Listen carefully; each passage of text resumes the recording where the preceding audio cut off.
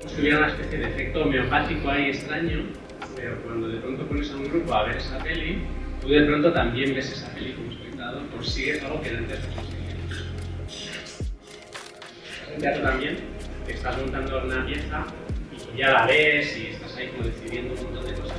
Pero cuando invitas a un grupo aunque sea pequeño, de pronto te colocas en el rol también del espectador y ves cosas que antes no ves.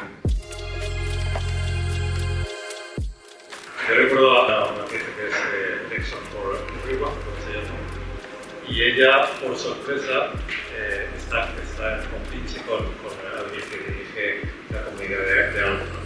Y entonces, por sorpresa, aparece allí, y nadie puede aparecer, y suelta su speech. Entonces, nadie se esperaba eso y nadie está como expectante a ver qué pasa. Es esta persona que dice, ¿no? ¿Y por qué viene aquí? No sé.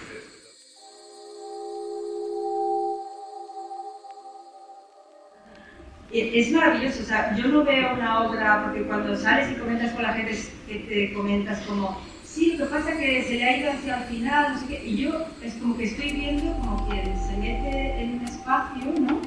Y cuando hay algo que de repente no, como me extraña, tal, es como, ay, mira lo que es, o sea, como que estoy, o sea, no es porque realmente esté fascinada, sino que es una mirada mucho más que va observando, es decir, fuerte, ¿no? O incluso las partes como que dices, aquí se está hundiendo y te lo dices, ¡qué decisión! Sí, es una libertad muy grande, porque realmente ya no ves la obra, ya no es una obra como un todo que te gusta o no te gusta, ¿no? Por eso, por ejemplo, no voy a ver obras que todo el mundo dice que le gusta, porque solo me da la opción a que me guste o que no me guste.